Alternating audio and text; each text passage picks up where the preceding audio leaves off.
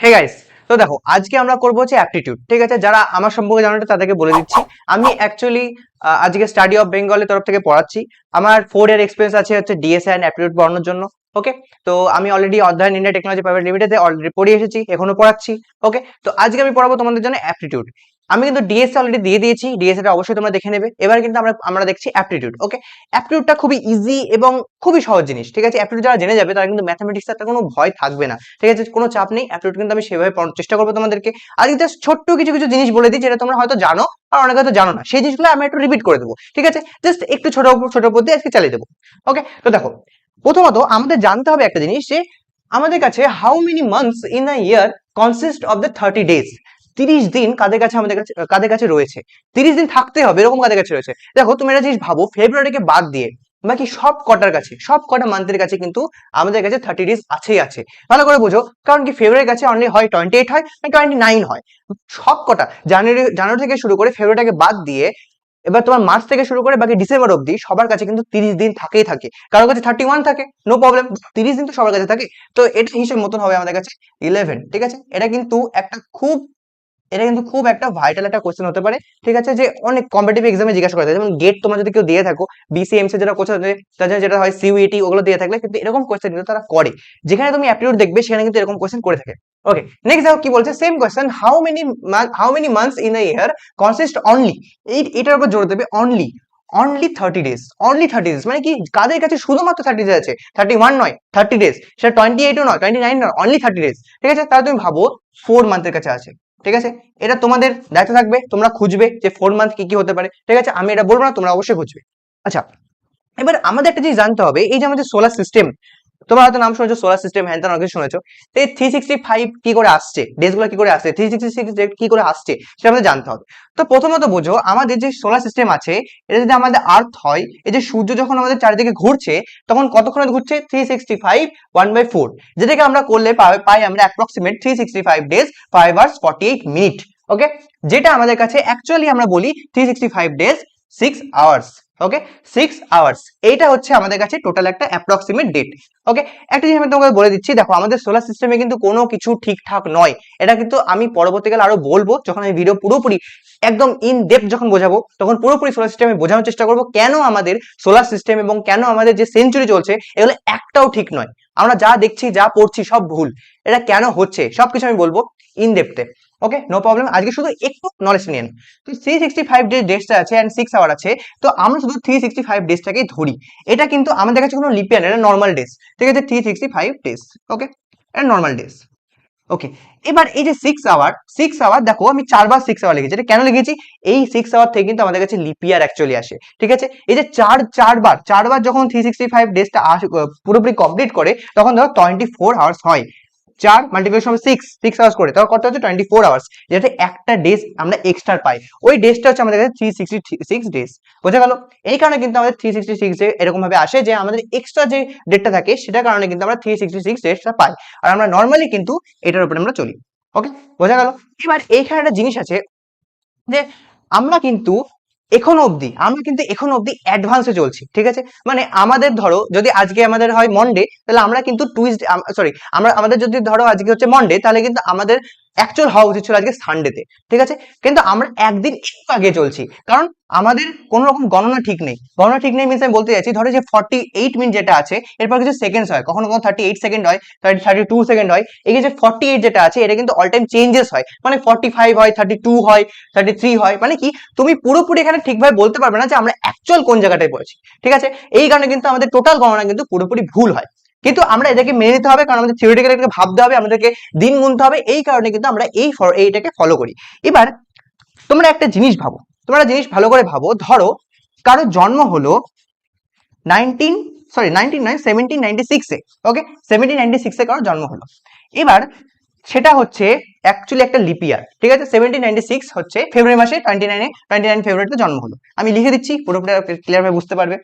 ধরো এরকম ভাবে 29 ফেব, ওকে, 1796-এ তার জন্ম হলো। এবার নেক্সট বার্থডে সে কবে পালন করবে? নেক্সট বার্থডে তোমরা বলবে যে 18 সেঞ্চুরিতে পালন করবে, মানে 1800-তে পালন করবে। ঠিক আছে, তো এটা কিন্তু পুরোপুরি ভুল, সে কিন্তু পালন করবে 1804-এ। মানে দেখো তার 8 বছরের একটা গ্যাপ, ঠিক আছে, 8 বছরের একটা গ্যাপ, ঠিক আছে। কারণ যদি এরকম 29 মানে 29 ফেব্রুয়ারিতে জন্ম হয়ে থাকে তো আমাকে অবশ্যই জানাবে কমেন্টে, ঠিক আছে। তো দেখো এটা কেন হচ্ছে এরকম জিনিসটা। আমরা যখন লাস্ট দুটো ডিজিটকে দেখবো, যখন এটা 4 দিয়ে ডিভাইড হয়ে যাবে, সেটা কিন্তু আমাদের কাছে বেরিয়ে আসবে। যদি ডিভাইড হয় তাহলে কিন্তু ওটা আমাদের কাছে লিপিয়ার আসে, এটা আমরা সবাই জানি। এবার আমরা যখন কোনো সেঞ্চুরিকে দেখবো, 18 সেঞ্চুরি, ঠিক আছে, এই যেরকম যখন সেঞ্চুরিকে আমরা যখন দেখছি তখন কিন্তু আমাদের 400 দিয়ে ডিভাইড করতে হয়, ঠিক আছে, তখন আমাদের 400 দিয়ে ডিভাইড করতে হয়।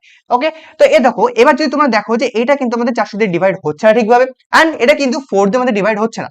তো এর পেছনে অনেক লজিক আছে, এগুলো আমি কিন্তু অবশ্যই পরবর্তীকালে বলবো। তো এই কারণে কিন্তু এটা আমাদের কাছে কোনো রকম লিপিয়ার নয়, এইটা হচ্ছে আমাদের কাছে লিপিয়ার, ঠিক আছে। এটা তুমি ডিরেক্টলি ইজিলি ডিভাইড হয়ে যাচ্ছে 4 দিয়ে, তো এটা হচ্ছে আমাদের কাছে কি একটা লিপিয়ার। ওকে, তো বোঝা গেল।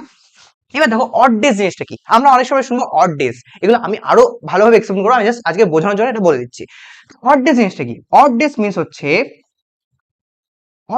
হচ্ছে ধরো এই যে 365 ডেজটা আছে, ওকে। তো আমি কি বললাম একটু আগে যে আমাদের কিন্তু কোনো কিছু প্রপার নেই, আমাদের একটা ডেট কিন্তু আমরা এক্সট্রা পাই, এই যে 365 থেকে আমরা কিন্তু একটা ডেট এক্সট্রা পাই, ঠিক আছে। এই যে একটা ডেটটা আমরা এক্সট্রা পাচ্ছি, ওই ডেটটাকে আমরা বলি হচ্ছে অড ডেজ। আমরা কিভাবে পেলাম, তুমি 7 দিয়ে রেখে ডিভাইড করো, কারণ এখানে ডেজে আছে, ডেজ আমরা কিভাবে পাই, 7টা দিন দিয়ে আমরা ডিভাইড করলে কিন্তু আমরা পেয়ে যাবো। তুমি দেখবে 52টা তোমার কাছে উইক আসবে, 52টা উইক আসবে, আর এখানে তোমার রিমাইন্ডার পড়ে থাকবে 1, ঠিক আছে, এখানে তোমার রিমাইন্ডার পড়ে থাকবে 1, তোমার এখানে অ্যাকচুয়ালি 364 আসে, ঠিক আছে, এখানে তোমার রিমাইন্ডার পড়ে থাকবে 1।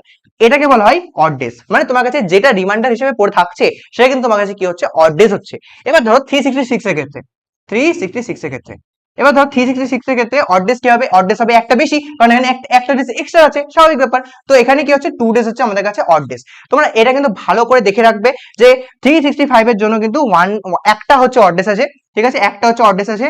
আর দুটো অড ডেজ কার জন্য আসে, দুটো অড ডেজ কিন্তু আসে আমাদের 366 এর জন্য, এটা কিন্তু তোমরা অবশ্যই দেখে রাখবে। আচ্ছা, আরেকটা জিনিস বলে দিই, ধরো 100 সেঞ্চুরি, 200 সেঞ্চুরি, 300 সেঞ্চুরি, 400 সেঞ্চুরি, ঠিক আছে, এই জিনিসগুলো যেগুলো আছে, তাদের কিন্তু সব আমাদের অড ডেজ বের করতে হয়।